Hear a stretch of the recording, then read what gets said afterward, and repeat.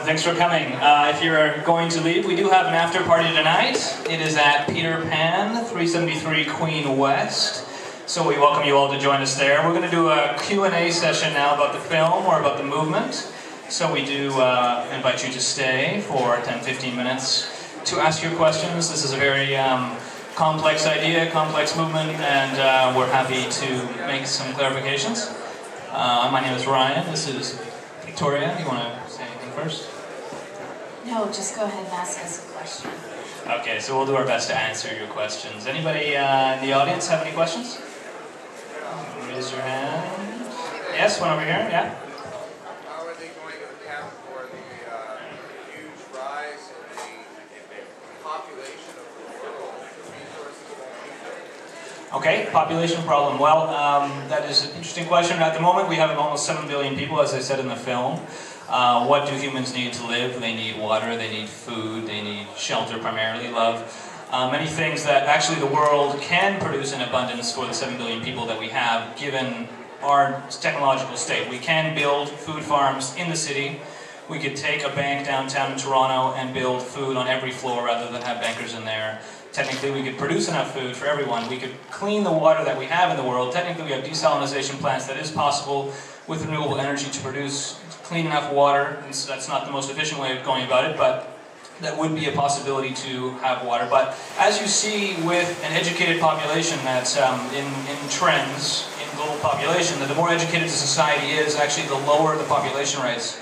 And there's a lot you can look into why population has grown in developing countries versus in more developed countries. And I think you would see that trend continue in a resource-based economy. I don't know if that answers your question or not.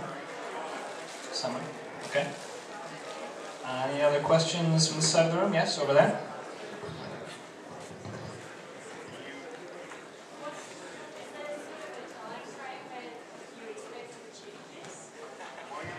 Yeah, good question. How long? How long do I have to wait before I can get around on a maglev train? That was my first question.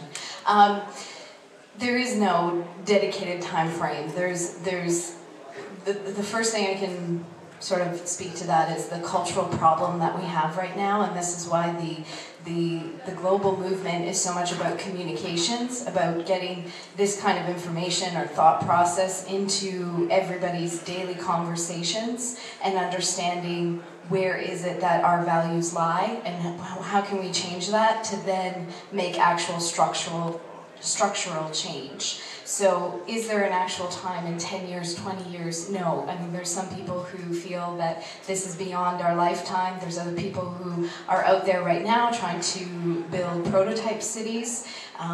There's just a general shift, though, to more sustainable practices, and that will lead forward into more evolutionary change from there.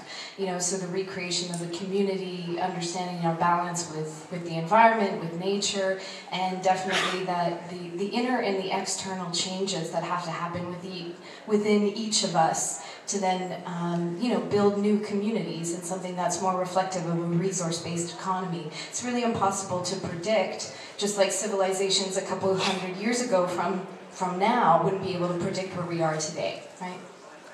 Does that help? Okay. Next question, please. Yeah. Yeah, there.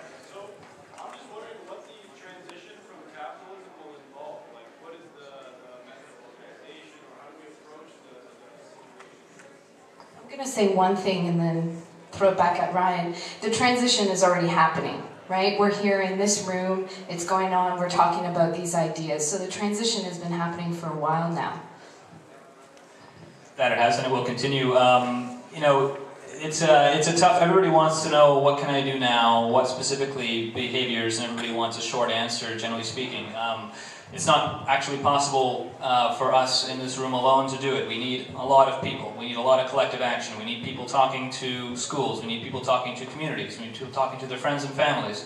The sooner this happens, the more that happens, the sooner we will get there. So it is a communication stage that we're in right now. That's our biggest barrier at the moment. Once the communication stage is over, we could move on to a more action-based stage. Now, the Toronto movement here, we do try to interact with the public and, to live these values. For example, you saw some pictures at the beginning of an organic food giveaway that we had. One of our members is an organic farmer. we took 30 volunteers, we went to his farm, we harvested some food, and we gave it away to the public in Allen Gardens, and we tried to promote the movement that way. All of our events are either pay what you can, we have to rent this theater tonight, or free. And the more people see that, food can be available for free, resources can be available for free. We hold workshops to have people learn how to be sustainable in their own homes. If they own a home, you could do rainwater barrels. We've built a greenhouse.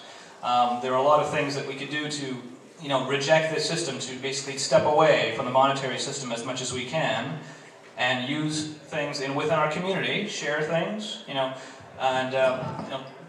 be more sustainable as much as possible, and that is the direct action that we try to promote here in Toronto.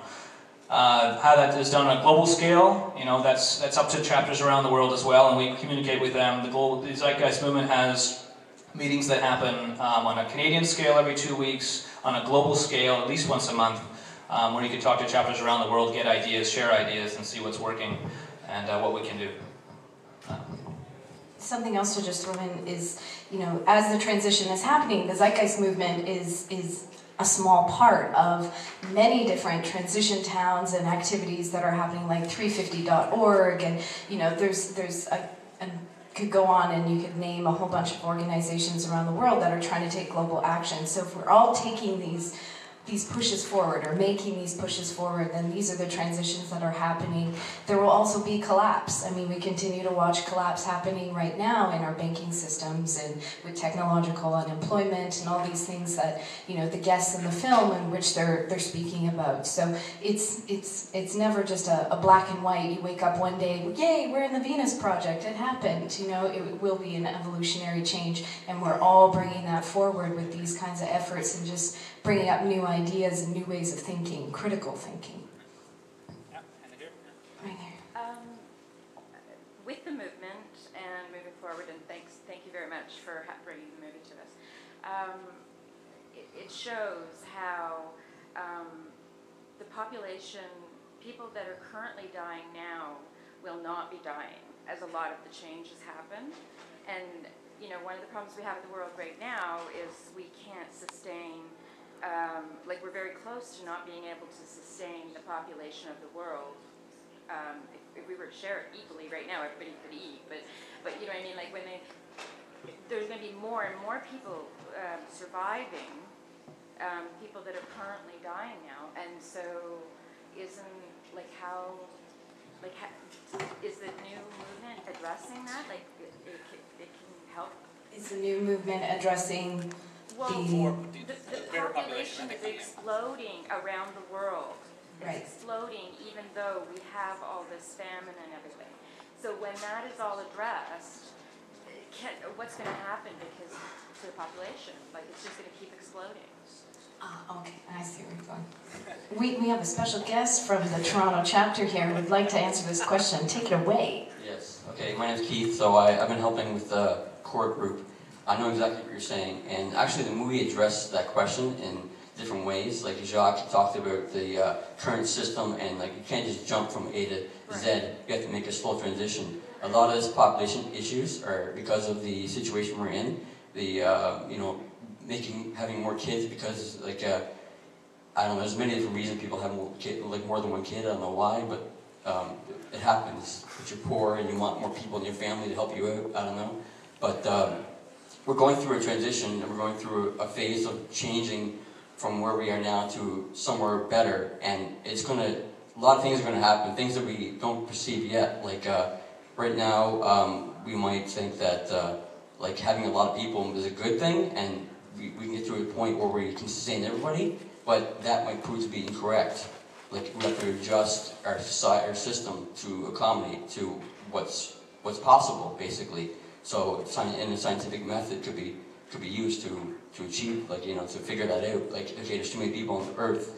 I think personally, there's things that I feel that probably are not talked about yet, but the effect of having too many people on the Earth is also stressful to us as an individual. Like, you need your personal space, right? And I think over time, in my point of view, things will eventually weed itself out, where there will be less people because the system doesn't work with multiple people, too much people on the Earth. Well, That's the question. Okay, now I think that you're asking that there will be in a Venus project, how would you control the population, I think, to some extent. I mean, there is a maximum amount of people that can live on this planet sustainably, I suppose. At the moment, since we're using oil and fossil fuels primarily to have the population growth that we have, that is not a method that is sustainable, clearly.